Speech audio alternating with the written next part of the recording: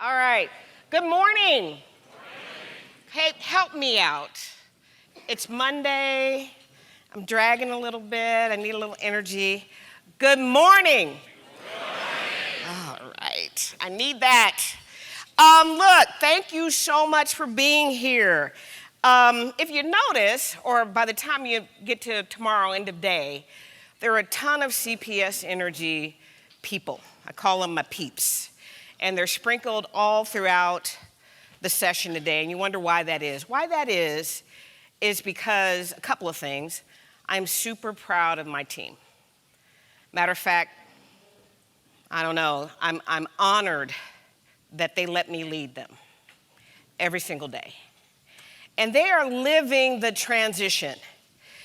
Keep in mind that all of this sounds wonderful, and we are all for it, and we believe that we are going to get to net zero emissions. 2050 for sure. Can we get it sooner? We're going to do all we can. But I want to make sure that you understand from their perspective, it's hard. They have a heart for this community, and they have a heart for this industry, and they work extremely hard making things happen. It is one of the most amazing perspectives that monitors and lights and days start and kids get educated and businesses operate and on and on and on to make life go. Not just a city, but life go. But there's 3,100 plus hard workers who think about this change very much so because it's going to change their jobs. It's going to change their approach to work. It's going to change everything. And in many ways, it's already happening. But they're also in the evolution. It is hard sometimes to feel it because they still got to go out and touch plants and distribution lines and transmission systems and all these things that haven't really changed in eons. But they are here because we just have a sampling. We want everyone in our organization to feel the change that is happening. So I can't tell you enough. You know who you are. If you see a blue shirt, I always say when you see the blue shirts are right at the front line doing their thing. So please engage them, talk to them, appreciate them. Part of this is about us living that evolution that we're trying to share with you. That said, I got a lot of streaming consciousness. Everybody knows I'm unscripted, so I'm going to watch my time. When it's over, it's over. But I'm going to talk to you about a lot of different things that are in my mind and in the mind of CPS Energy team members. So, why are we here in this location? For many, many reasons, but I think it was inevitable that we be in this location. We own this center. And we've owned this for a very long time. This goes back to the World Fair that happened decades ago. This is a historically designated building. We can't touch the doors.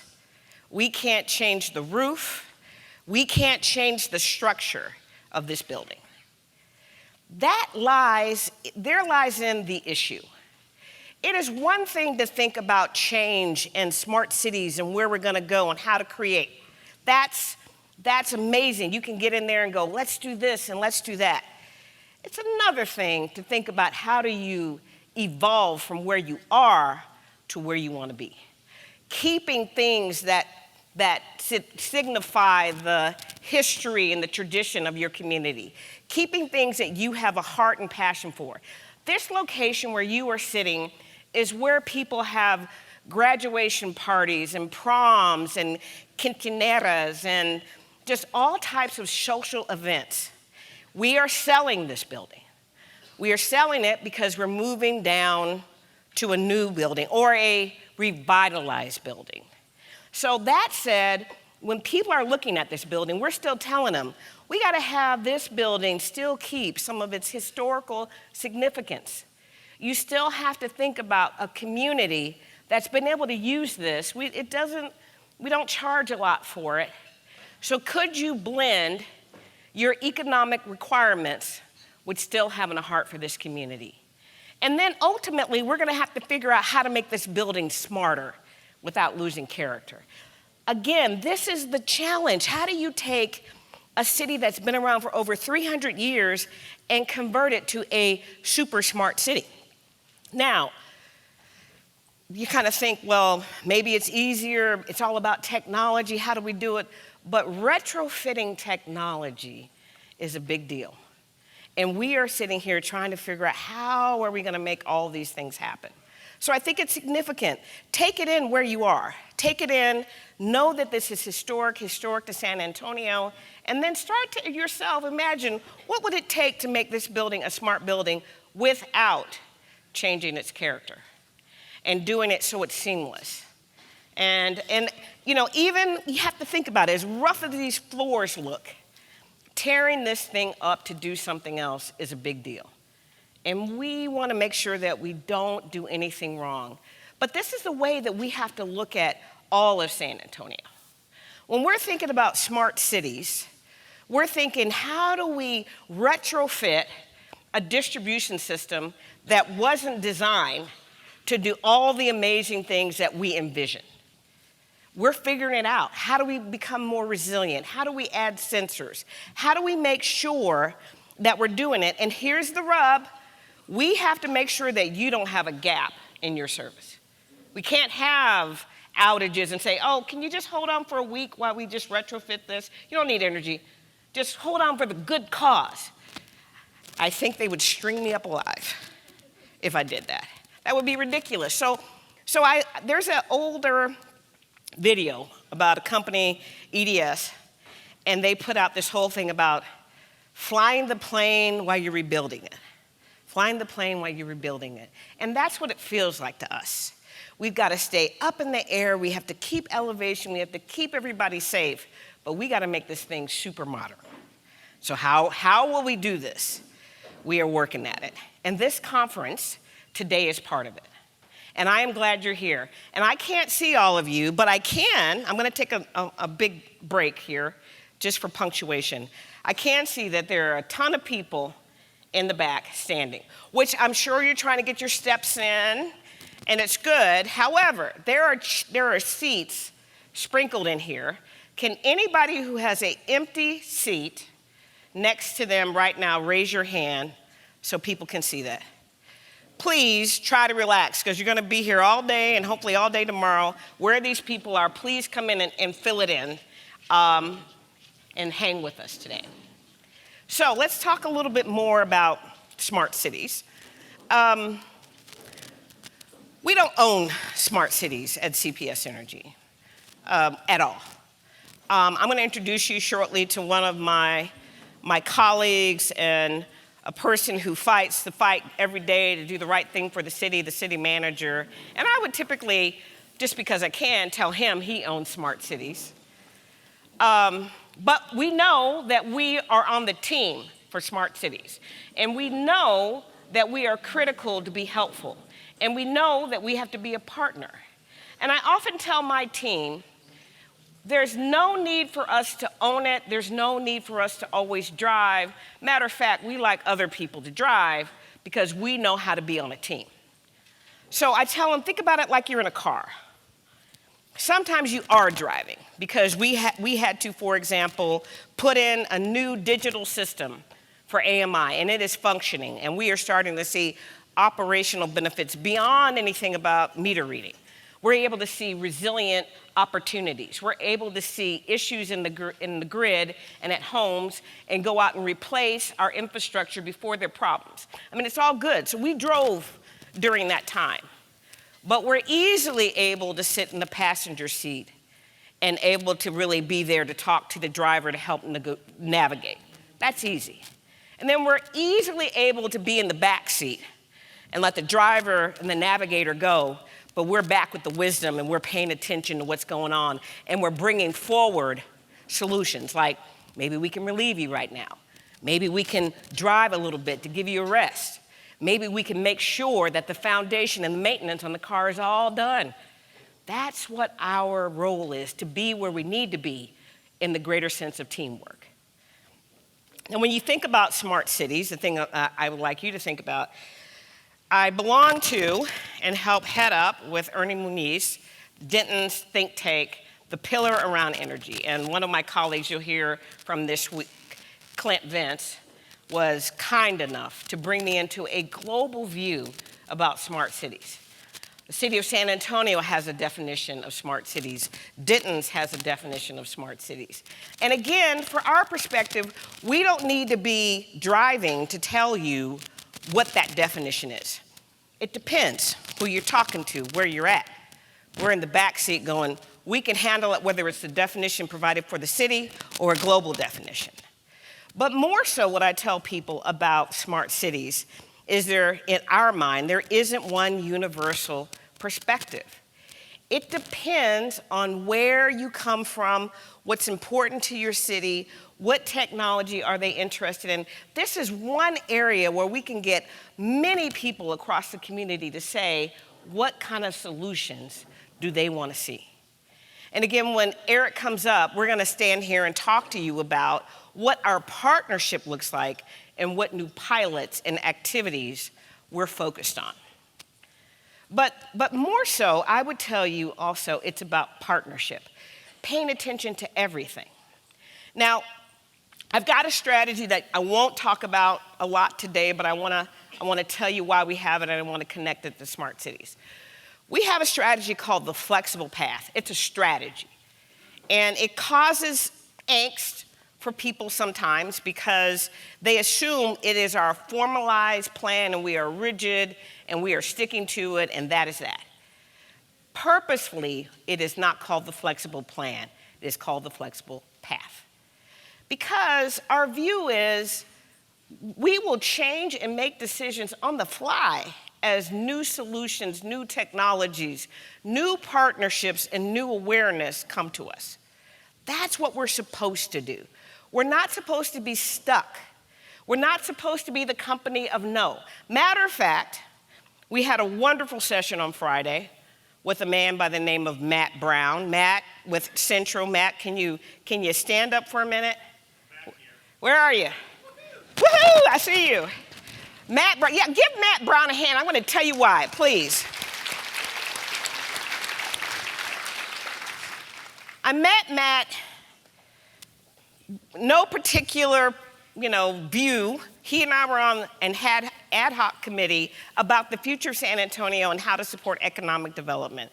But for the most part, for the last several months, we've been sitting across from the room from each other and never really had a chance to talk. So I heard him talk, thought he was brilliant. He heard me talk and I faked it. And he somehow invited me for coffee. And what he does, he has an organization in San Antonio called Centro. And they are focused on optimizing San Antonio, again, for all our goodness. And they focus on the concept of placemaking. Placemaking, how do you make your community better? And how do you keep adding value and bringing up character and building culture and connectedness and thriving people, again, getting the most they can out of a community.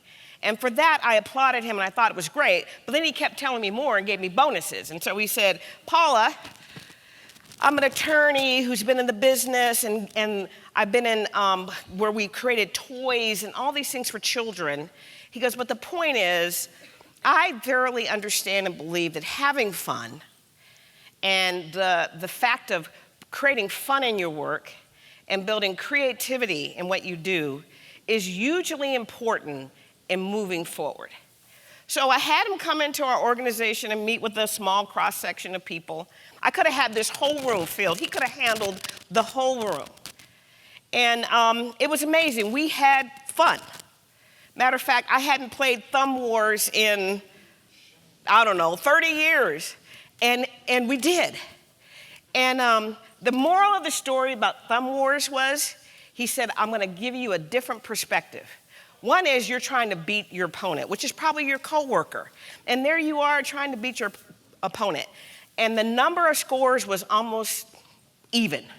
We didn't win. It was like playing tic-tac-toe. And then he goes, I'm going to change the objective. The number of scores is to get the most number of pins, meaning give up and succumb and say yes and don't make everything a no, and how much more effective you could do. The first time we did it when we were against each other, my chief of staff and I, we got one each. When we worked together, I have to tell you, we had 40. 40 strikes of success. And he shortened the time frame. In other words, shorter time, we had more successes because we gave up trying to win and lead and do all these things and be brilliant and have a plan and be rigid. That is, in essence, when he did that and took us through other activities, I thought that's what this is supposed to be about in smart cities. How do you take something that doesn't look connected? Matt's on his way doing his strategy. I'm on mine. But now I see the value that he has if we could bring that inside the company and bring that to the community. And that's the essence and beauty around smart cities. Now, I also told him, this is, once you meet me, you can't break up with me. I will know you forever. And I will probably take some of your material if I think it's helpful to me, but I will ask. And so I asked him on Friday, I said, hey, can I share some of the things that you talked to us about on Friday? And of course, since he's the guy who is placemaking and wants this to be connected and wants this to be contagious, he absolutely said yes. And I'm gonna show you 2 videos of what we talked about, 2-minute videos. And I want you to listen and look. It's one small stage, so get yourself situated to watch this. The point is, typically when I'm talking about smart cities, I say it's about lighting and how lighting responds to you and how do you make technology follow you instead of you being rigid in the execution and use of technology. And lighting makes sense, and we do all that. We have a big lighting project with the city coming up. But these are 2 examples, non-lighting, using technology and using it to change behavior and using it to change how people think about their lives. Without it being a big mandate, like I'm not sitting here and telling you gotta do this or you gotta do that. It's a person's choice.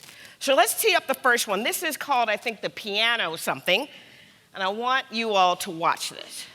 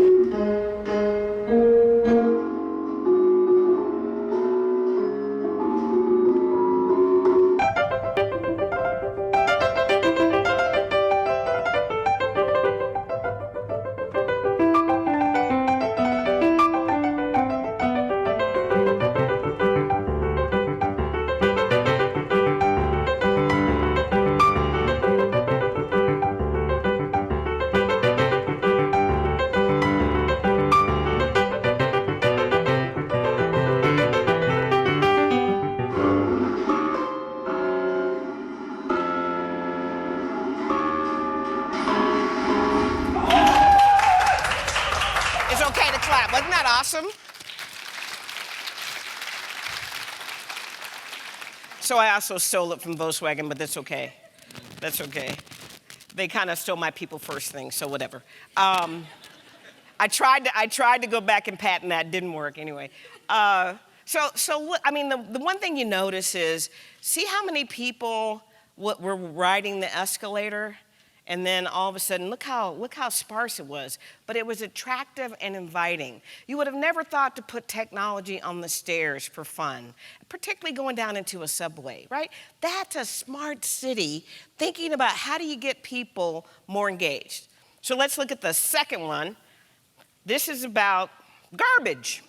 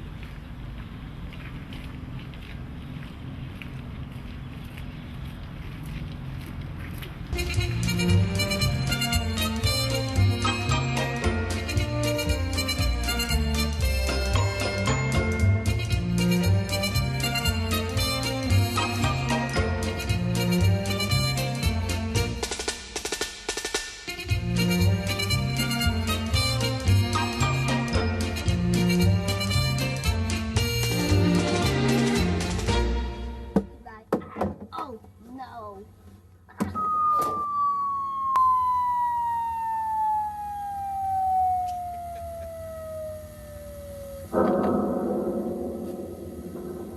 Isn't that amazing, right?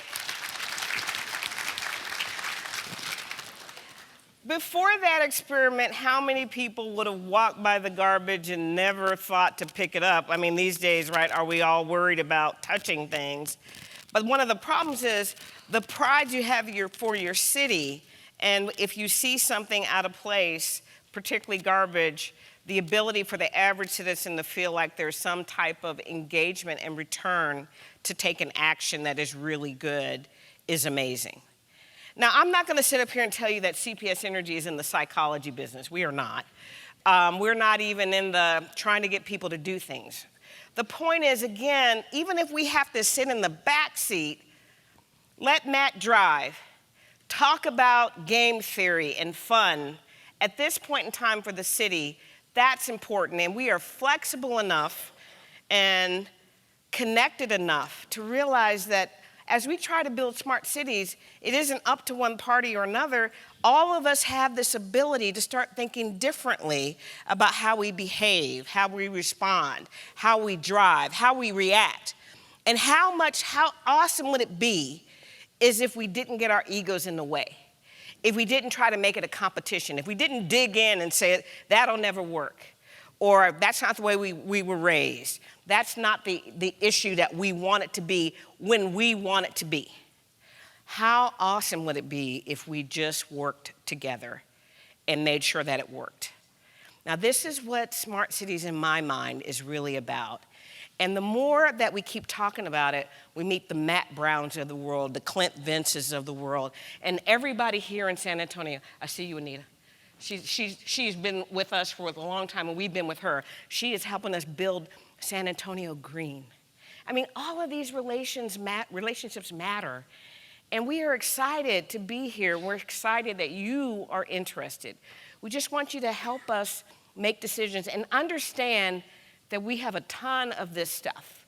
Brownfield sites that are hard to change. But with your help and a little bit of patience, we're going to do the right thing for you. Now, the last piece I'll show you is our slide. And this is a slide that we show over and over and over again because it's not about the technology. It's not about just reliability. It's not about solely thinking about changing everything you can, and I'm sorry, I'm going to say it, just to say we were all green today. It's about balance, and it's about inviting people in, and it's about patience. It's about looking at new technologies and letting them come in and making sure that we are looking at everything. These are our 6 pillars: reliability, customer affordability, because customer affordability will stop you in your tracks if you don't pay attention to it. It's important. And as particular as Chris said, in this city where there are so many customers, residents who need help, we have to have a mind for their affordability of our bills.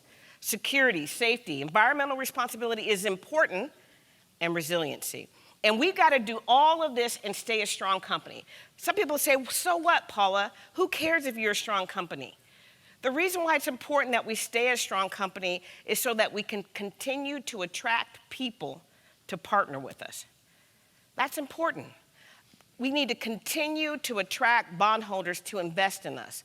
That's important.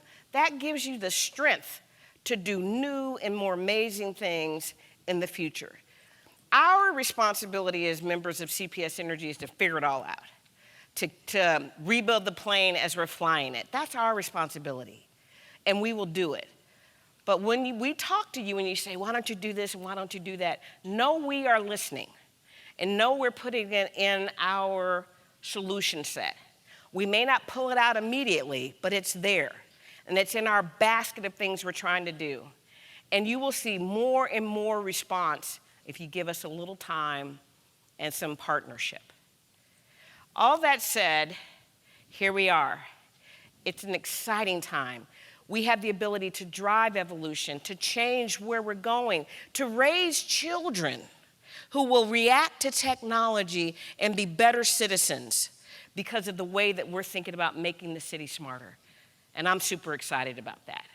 So I want to welcome you again to San Antonio. Thank you for letting me talk to you. Let's have some fun.